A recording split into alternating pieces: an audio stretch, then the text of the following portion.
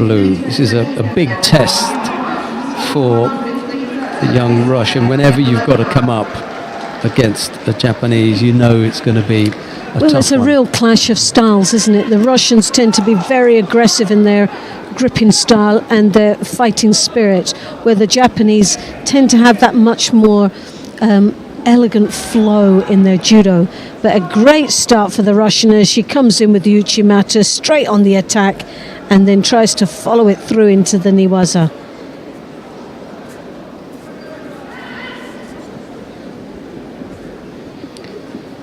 She one of 4 Russians in the weight category. Daria Mezhetskaya is one of them. Another left-sided effort there. Anastasia Konkina and Diana Zhigaros. So it's quite a lineup. It's a strong lineup as well. Yeah, well, Zhigaros has come from 63. Konkina we know.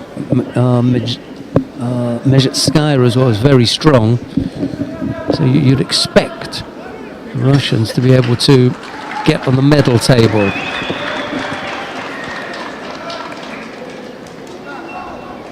Well, we're coming up to 3 minutes remaining in the contest. It's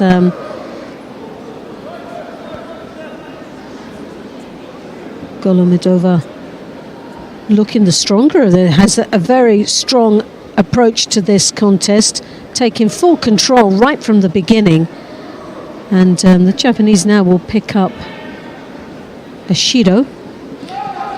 And she picked that up for a gripping infringement. She was guarding her own just gi. Protecting her own jacket there. She's got to be careful because, as Loretta was just saying, Golomidova has made most of the going here. And if the Russian can come up with a couple of big, strong attacks, it'll be a second penalty to TAMAOKI very, very early on in the contest.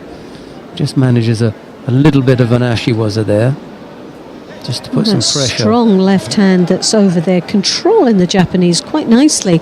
But it's her approach to this contest. She's taken control and she's still controlling the pace of the match. You can see the left hand controlling the shoulder there, trying to, without overreaching, take her opponent's left sleeve. Drops. Oh, that was a nice move, and it was continuous.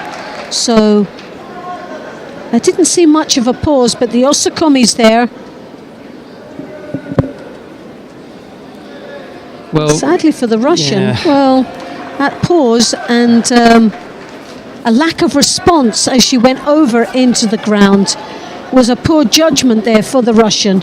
Lack of experience as well. She hasn't got the kind of experience at this level. We were talking about the depth in Russia, and Golomidova just hasn't had the kind of exposure that she needs to tighten up and avoid that kind of mistake. Well, she started off so well, such an aggressive approach to this match. She had no fear going in there, and she gave very little respect for the Japanese.